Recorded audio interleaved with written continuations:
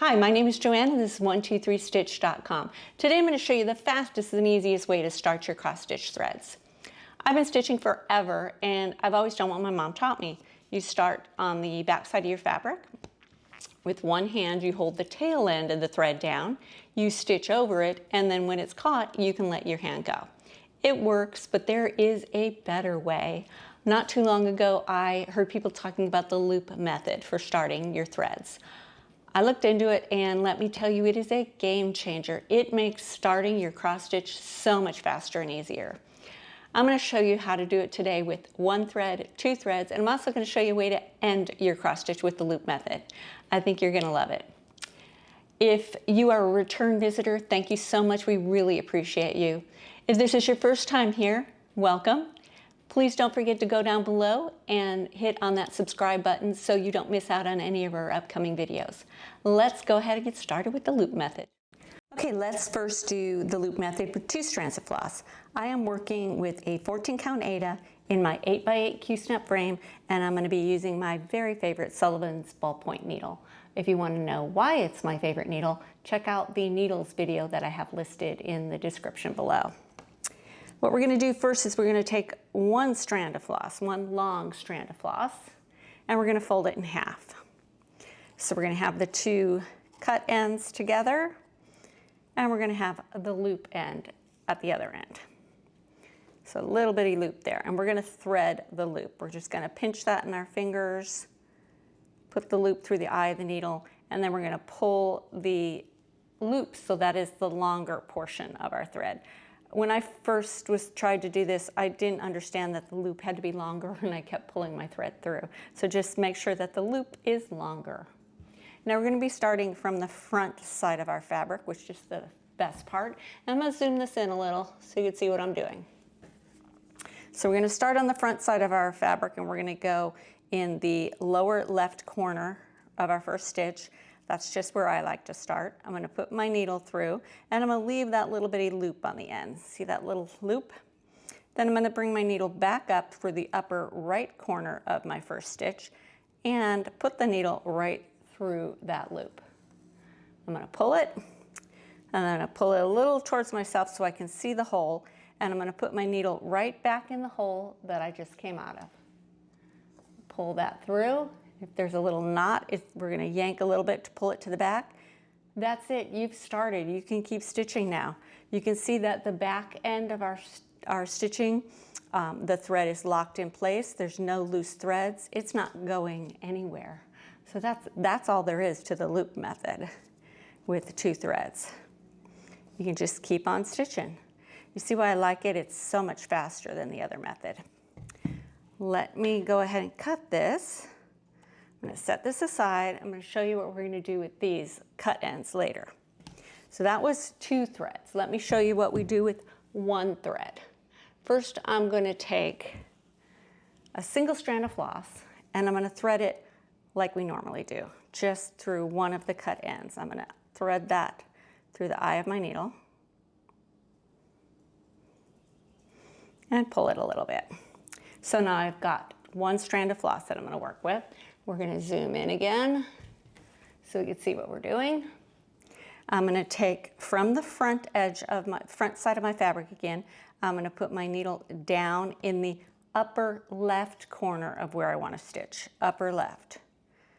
I'm going to pull that until there's a tail hanging on the end there. And we're going to hold that tail in place. And depending on where it is on your fabric, that's probably going to depend on how long that tail is so you can hang on to it. Now I'm going to bring my needle up in the upper right-hand corner of my stitch. Pull that, hanging onto that loose end so it doesn't pull through. Now I'm going to go right back down that same hole, and I'm going to create a little loop. I'm not going to pull it through. I'm going to leave the loop there. I'm going to bring my needle back up through the lower left of my square, bring the needle through the loop, and then go right back down through the hole we came up again. And now we are locked in place. We can do a couple more stitches. I don't really need to hang on to that loose thread anymore. I'm just doing it to keep it out of my way. A few more stitches. And then when we're ready, We can clip this loose thread, being careful not to clip anything else. And we can see on the back side of our fabric that everything is locked in place again. So that's how you do it with one thread. But I want to show you one other thing with one thread. Now, I was using the loop method with 2 strands for a long time. Loved it. But when it came to backstitching with 1 strand of floss, I didn't know how to do the loop start, so I just did it the regular way. But now I know you can use the loop method with 1 strand for backstitching as well. Let me show you what that looks like. I've got a row of X's here. I'm going to bring my needle down in the corner of the first X, and I'm going to leave a tail that I can hang on to. And again, it's in the center of my fabric, so I'm going to leave it longer than normal. I'm going to bring my needle up in the next stitch, in the next hole, pull, but hang on to that tail end so it doesn't pull through. I'm going to bring my needle right back down in that same hole and leave a little loop. Bring the needle back up in that first hole, through the loop, pull that, and then go back through the same hole. It's now locked in place, and I can keep on going. And then we just trim off that tail end there that I was hanging on to, and it doesn't cause any problems at all. Okay, to go back to stitching with 2 strands for a minute, I want to show you something. We've stitched with 2 strands, we're done, we're going to finish off our thread. In this case, I'm just going to weave it under a thread real quick, and I'm going to cut. Now, once I did that, I now have 2 cut pieces of thread. There's no longer a loop on one end. So what do? Well, you either take, if you want to use this thread again, you either take each individual piece and fold them in half, and it'd be kind of short, or you can leave them like this, leave it threaded like you normally would, and you can start it like you started the single thread. So we're going to continue right here. We're going to put our thread down in the upper right-hand corner. We're going to leave that little tail, which is now 2 pieces. We're going to go up in the upper right corner of our stitch. We're going to go back down through the same hole and leave a little loop, up through the lower left, through our loop, and then back down the same hole we just started from. So there you go. Now we're all locked in place and ready to keep stitching, and we can clip that little end there. The next thing I want to show you is how you can end your stitches with the loop method.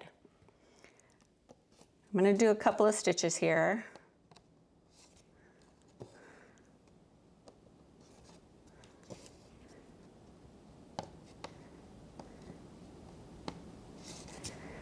Okay, and when I get to the last stitch, what I'm going to do is do the first half normally, and then I'm going to come up in the lower right for my the last leg of my last stitch. I'm going to bring that up. I'm going to go back down through the same hole, leave a little loop, up through the upper left, through the loop, and back down through the same hole that I just started from. So that has locked it on the back side, but I don't feel like it's really secure as much as I would like it to be. So I generally will just weave through just a couple of stitches on the back to finish it off. Then I can cut my thread, and I'm all done. So that was the loop method. What do you think? Gonna give it a try? I think you're going to love it if you do. If you have any questions, comments, please let us know down below. I read all of your comments, I answer them all, and I absolutely love to hear from you. Please don't forget to subscribe to our channel so you don't miss out on any of our upcoming videos, and I will see you again soon.